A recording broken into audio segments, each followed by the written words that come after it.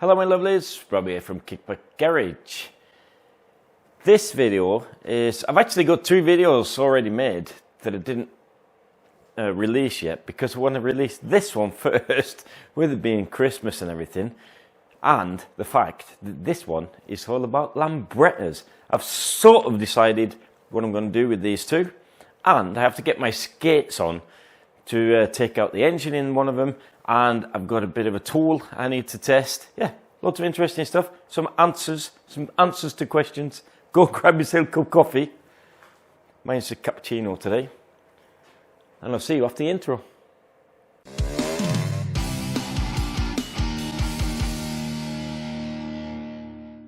You might think that I am looking more and more like Father Christmas these days, and yes, I am.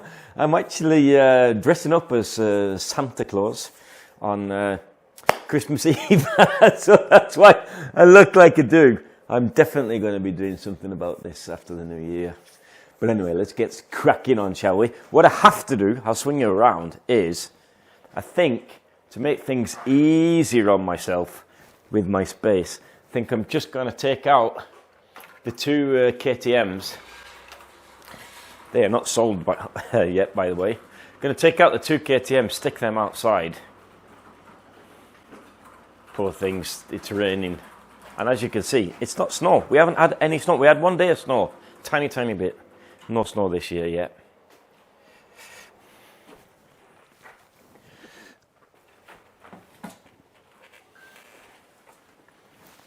That's better. Get those monstrosities out the way. Because the Triumph is up on my workbench, what that means is that I have to work on the floor. I hate it. But the reason why I'm sort of sorting myself out today is the fact that I have sold the TS1 engine.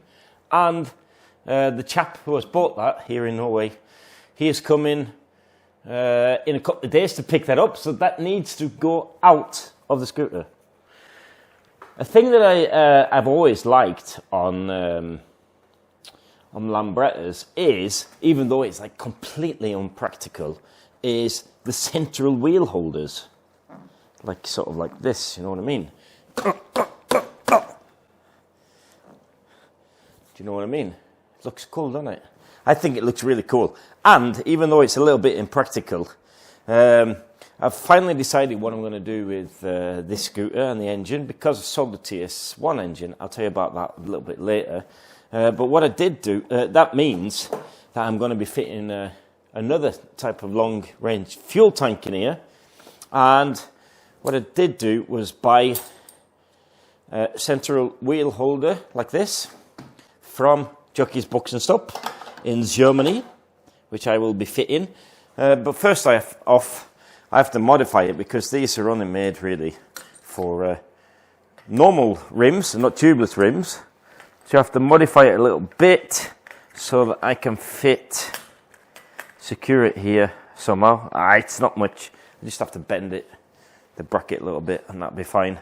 And what I also want to do is get JB Fabrications in the UK to make me up an oil can holder, so I can put extra oil on here. And the other thing I'm thinking about as well, even though it's unpractical, because I really want to use this scooter to Trondheim next year, it's impractical when it comes to the fact that I can't use the roller bag here. But what I can do, which is pretty cool, is go back to basics, basically go back to basics, and put like a roll bag here, and then I've got something to strap it to, and it gives me, I can have oil cans and stuff like that underneath there, and it's mostly for the looks, isn't it? And the fact that I do like to have a spare wheel with me when I'm riding really far. The Trondheim trip, I don't think, can I work and talk at the same time? Maybe I'll give it a go. But panel needs to come off, because what I'm thinking is that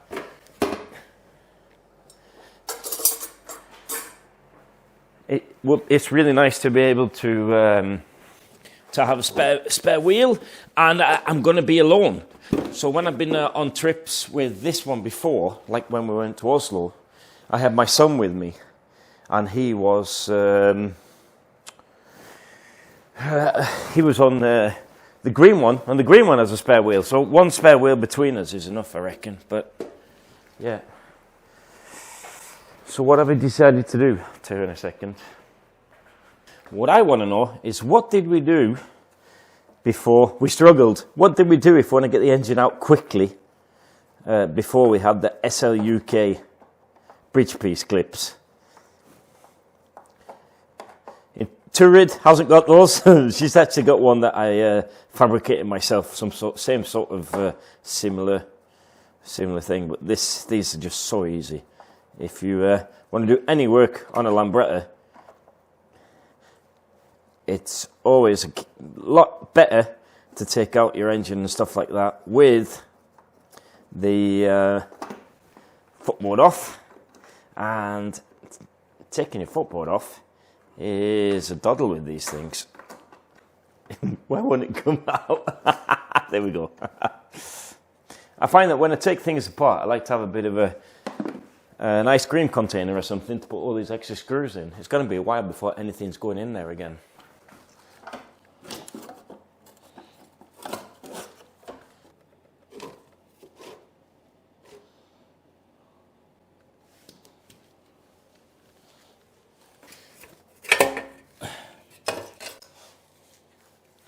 Whoop, whoop. Actually, haven't sold with the exhaust. So this SIP no speed will be going out on the Norwegian classifieds. Let's hope I can get some money back on this. It's been a great exhaust, by the way. Had no issues whatsoever. No leaking, no cracks, no splits. All in all, very good exhaust. If you haven't seen that review, then I'll post a link in the top hand corner now. SIP no speed exhaust, great product. Because this is a Christmas edition kickback garage video, I have, as I normally do in tradition, I have asked the guys on the interwebs if they've got any questions, and I got a few here. Kevin calls me a legend, which is that's not true, is it? But yeah, thanks all the same. George Quick, we'll have a read of his first. Hi Rob, I have a question, which is good, thanks George. I have a 1978 Indian GP 200 and it's proven to be pretty reliable. Starts easy, pretty good on fuel. It's all standard equipment. And we'll do about 60, which is fine most of the time, but I would like to get maybe another 10 mile an hour out of her for those rare times when I might need it without going to the trouble and expense of a kit. Any ideas? Working and answering at the same time. Yeah, I think you're going to have to kit it. What you could do is go to, it's going to be expensive. If you, however you put it, if you want to have, get 110 kilometers an hour out of her, I think that is around, correct me if I'm wrong, off the top of my head, about 110 kilometers an hour, which is what most of my scoots will do. You could do the stage 5 tune, but if I'm not completely incorrect, I think, tell me if I'm wrong again, I think that the late Indian GPs actually did come with like a sort of stage 4 tune. So if you've got a completely bog standard exhaust, you could fit an exhaust. You could go for a little bit of a bigger carb, and it'll probably give you about 2 mile an hour extra. So seriously, I think if you fancy something that's reliable, that you don't need, what I need is a screwdriver, because I can't get these apart for some strange reason. I think, to be honest, instead of looking at me, you can look at this. To be honest, George, if you want a bit more speed, then the cheapest way, even though this is still going to be expensive, The cheapest way to do that is actually by fitting something like the RT kit. I say that because the RT kit is made that if you don't tune it, if you just use it in its natural form without reed, then you don't have to, although recommended that you do change probably clutch plates and have a look at that. If it's still all the original parts, it's getting on quite a bit. I think I'd be looking at your primary as well. But in theory, you don't have to do anything. You can just buy a RT 225 kit and just throw that straight on there without having to change anything. Obviously, the exhaust will stop things up a little bit. If you want the magic 70, I bet you get about 68, and that's probably enough. If you go for something like one of the new sport curly exhausts or the BGM V4, I think that is what I would do if I was going to go for a little bit more oomph without using too much money. Hope that answered your question, George. If I know we're friends on Instagram, if you wonder about anything else, just give me a shout. I won't bite. Next question. Hi Rob, loving all the videos that you put out. Any chance you can do an in-depth one about setting up a kickstart assembly? Got to have a look at mine and I'm slightly worried. I have sort of gone into that on some other videos, but because I am going to be building a new engine for my Series 1 here, that is definitely something I will be doing, and not too far distant future, hopefully. So keep an eye out for that one. Right, let's have a look.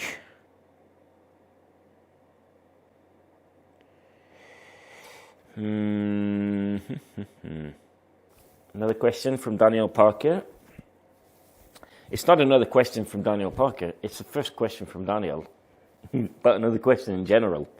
Daniel asks, just about to start building a Reed RT230 with an MB 5-speed. What fifth ratio are you running? Thinking of 4618 or 19. Also, brilliant vids. Thanks, Daniel. Listen, I have ran my RT230 with an MB 5-speed gearbox. I am running, I can't actually remember my final drive, but it all depends on your exhaust. A lot of people don't realize this, but if you put a Revy exhaust on your engine, then you will need lower gears, so that you'll be able to rev up to the rev range where you get your power, if that makes sense. So what I think I'll say is, because I don't know the exhaust here, I'll tell you what I used with the MB5. He's saying, is it 40? I had actually 4618. I think that gave me, if I'm not 100% wrong, something like 4.7, and that was on the Avanti exhaust. The Avanti exhaust, that means that 4.7 was a little bit too tall. So if you're going for something like a Clubman, maybe 4.7, 4.8. If you're going to go for a Revy exhaust or a proper sports exhaust, then I would be inclined to go near a 5.49 or 5. And to be honest, if you bought an RT230 with Reed and you are using an MB 5-speed gearbox, Mark Brodus is the man you should be asking, not me. Last question, Richard Burton. He asked me if, can I read it from there? Richard, are you replacing your RT cylinder? If you are, what with and why? Haha, you see. So my dilemma has been this. On my RT that is on the green one, I'll just give you a bit of wobbly cam. Her. She has been super reliable. Really reliable. I've changed the rings twice. I have not changed the piston. So it'd be quite exciting to have a look at that, which will be one of the videos in the near future as well. I'm going to tear that down, because the reason why I was thinking about taking off the RT I'm fitting something else is because I just fancy something different. But because I have bought something that is completely different, that is going to go into the Series 1, I have decided to keep my RT.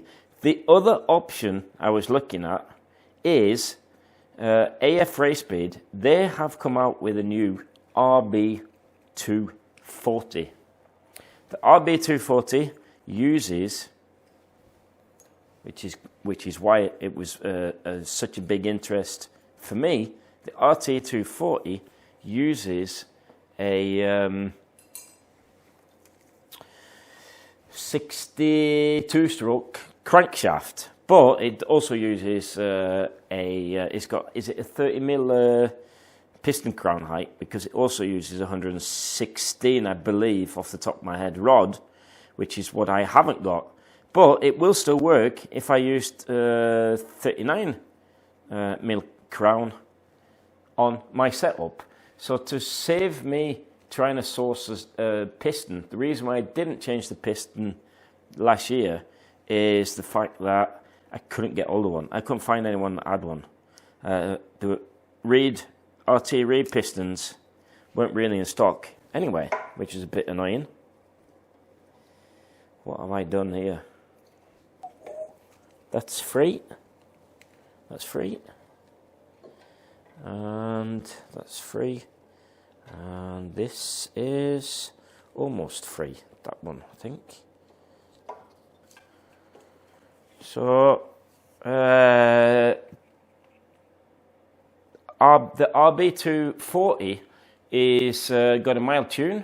So I've seen some, I actually got sent by Ben at Racespeed, which is very nice of him.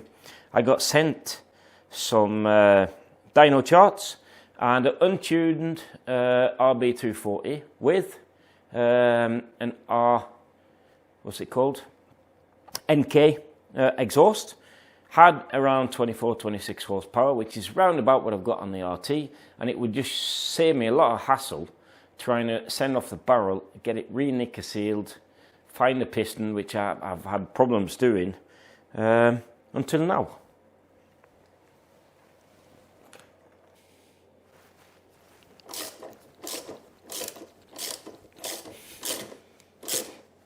Ta-da! Here you go, Richard. Hope that answers your question.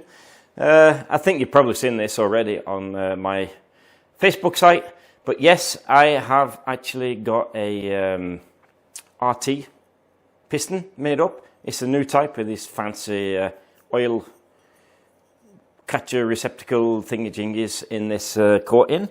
So the good news there is, and what I did was I got this made up because they are not, it doesn't seem that they're making them anymore, and they've been out of stock for, that's BGM by the way, and they've been out of stock for a couple of years. I got hold of a D, which has been a difficult bit. There's been quite a few A's and C's around in the 225 70mm size, and he's done a really beautiful job of this. I mean, he probably does this blindfolded, and the reason why I didn't do it myself is because of this. He does them blindfolded. He knows how to set up the piston. The RT kit cylinder, which I have on my scooter, that is Mark's doing. So he knows the tune, so I gave him the number of the tune, and he made the piston for me. So that's all hunky-dory. So the plan of attack is actually with Mrs. Turrid over there. Let's have a look at her.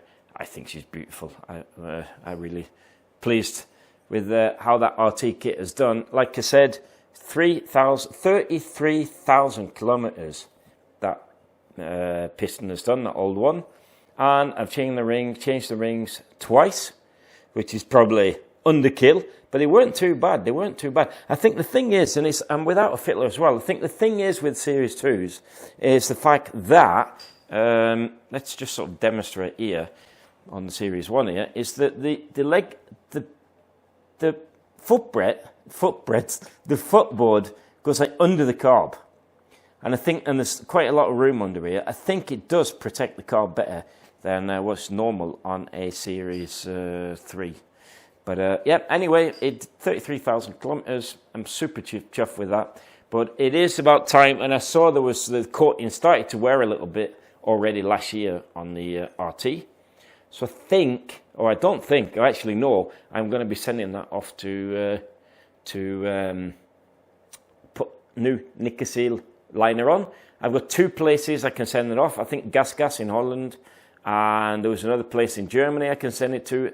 But I think I'm going to do a bit of a collaboration video with one of the YouTube channels in the UK where I send it off to the UK, and hopefully I'm going to try and arrange this now already this Monday. Hopefully he will be able to visit the factory while they fix my cylinder and take us through the process of how that gets fixed, which could be really cool. Something to look out for in the future.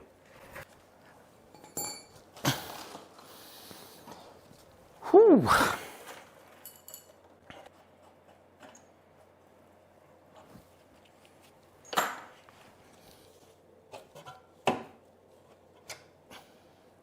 Right, she's out. Let's see if I can.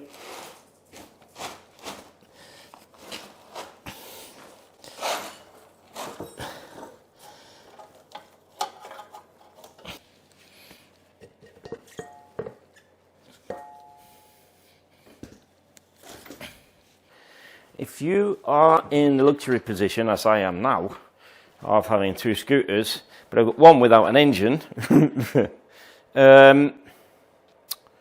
how do I move? It's like almost impossible to try and move this thing around. It's not impossible, you can do it, but it is a pain in the arse. So what I did, I bit the bullet and I bought, because I knew I was going to be in this predicament, and I give a bit of a teaser. The engine that I am fitting in this first isn't actually my engine. I have got a Quattrini build on its way. I'm really excited about that. I think that's going to be really cool. And that's running vape, so I'm going to refit, I'm going to buy vape for my new engine that's coming down the line when it comes, at least partly build one. My man Alden, he has, I think he's got almost like 99.9% of all the parts he needs to build a Quattrini. And my plan of attack now with this setup is to fit the Quattrini. I'd normally be taking out the tank as well because I need a new tank in that new predicament that's coming. Yeah, I think that'd be really cool.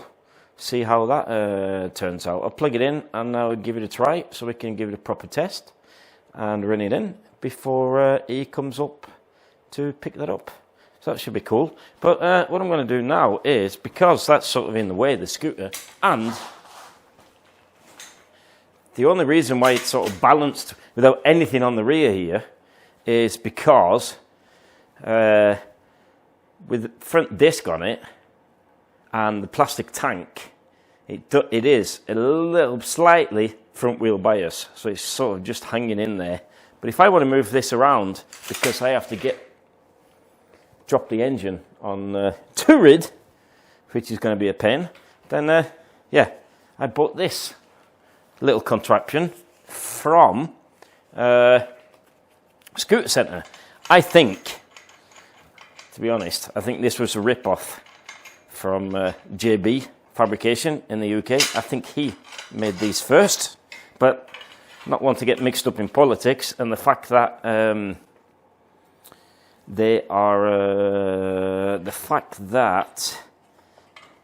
I basically use Scooter Centre and SIP are sort of my nearest scooter shops. How does this work? I've never fit this before, so I've got no idea. Oh, right. Damn, that was easy. One thing not so easy, I have got the offset engine cones. That bolt doesn't fit. Maybe I'll just take the cones out. Yeah, fuck it. Try again, shall I?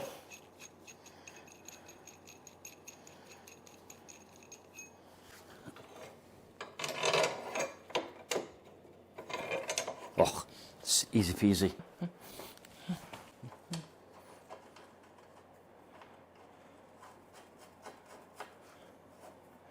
Right, it might be a little bit wobbly now because I haven't got the engine bar in. Not the engine bar, the cones, because I haven't got normal cones on the offset. But in theory, I should be able to take up the stand. Let's give it a go. Like that. And wheel it around. Oh, nice. What if I want to put it there? Oh.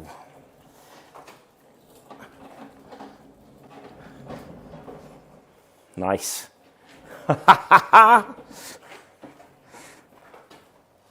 Oh, that certainly makes my life of shifting that around a lot easier, because what I'm going to have to do now is, in the next video, I'm going to pull out Tourid. We're going to have a look at that cylinder.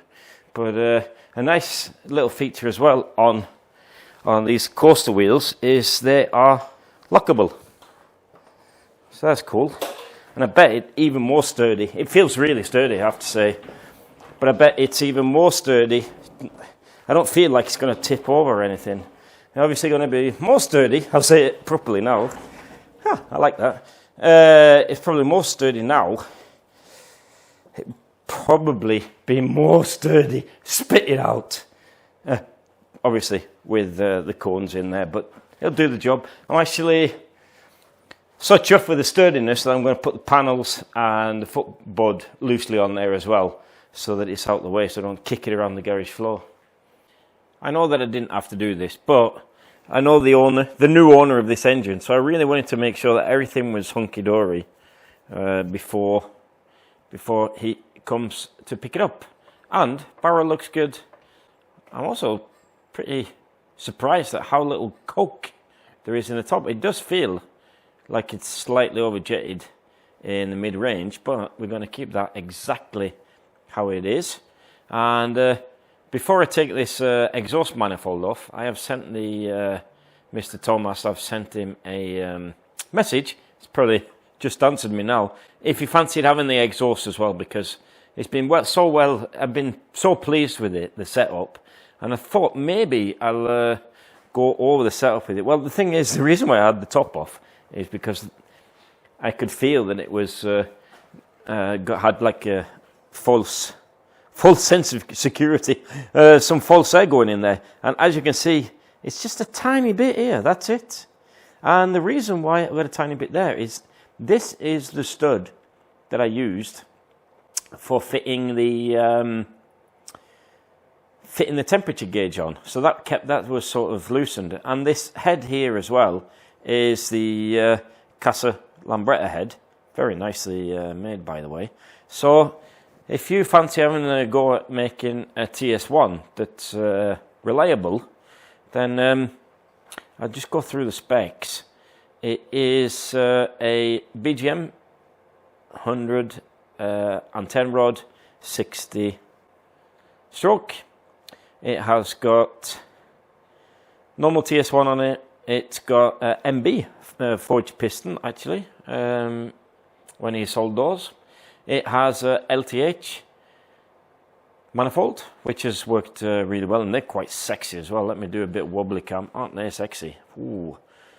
These days, I think if I was going to do that again, I'd try and get hold of a left-hand manifold, or a manifold that goes on the right-hand, one that goes on the correct side, whatever that is. And I see now that Daryl Taylor makes those. They look really nice. So that's cool. What else have I got in it? I've got it's been absolutely no problem at all. I have got the Casa Performance Close Ratio gearbox in there, the 4-speed. That's worked really well. I have got the BGM Super Strong clutch in there. Absolutely no problems with that. The hub is FA Italia, and the lay shaft is a BGM. And the ignition, which Thomas has bought with him, is the vape. And I am going to be fitting the vape in the next motor that's going to go in my Series 1. The annoying thing is, I talked it up, T-A-L-K, chatted it up, like, you know. I torqued up the head 24 Newton meter, what I prefer. For no other reason than it's my lucky number. Yeah, I torqued up the head. I was going to make some fancy shots of that, and I forgot to turn on the camera. I turned on the camera, I just didn't press record. So, but then, that's life, I suppose. As you can see, I've got a load of spacers here. They're Darrell Taylor spacers, because this is stroked. This is a stroked engine, so then you have to space out your head cowl. But one way of avoiding that, is by fitting the BGM fiberglass head cowl, which is made so that it's made for stroked engines, actually, so that you don't have to have any spaces in there. I think I'm just going to tape this off for now, because I'm not sure. Obviously I need to pressure test this tomorrow anyway, but you never know. I don't want anything falling down there, be it spiders or whatever. I think I'm trying to convince the owner. I'm very convincing, because I'm saying he can have it really cheap. I think $2,500. I gave him a price, $2,500 for my no-speed exhaust, which is super cheap, and hopefully he'll take that. If not, I'll have to take off this manifold as well. Okay, my lovelies, I will knock it on the head there. I've done what I have to do today, apart from I have to really get my skates on and take out the cylinder out of my Series 2. That will be another video that's coming up. The next video, I think, is about the BSA. No, the BSA, the Triumph Desert Sled. And I've also made a video on the Vespa, which is coming. But I really wanted to put this out now, Christmas. So it'll probably be released already tomorrow if I get on my skates and do the old editing. Anyway, I will love you and leave you. And don't forget, if you like this kind of stuff, give me the old thumbs up. Really appreciate that. Write a comment down below. Merry Christmas. I will see you all in the next one. Hopefully. Ta-ra.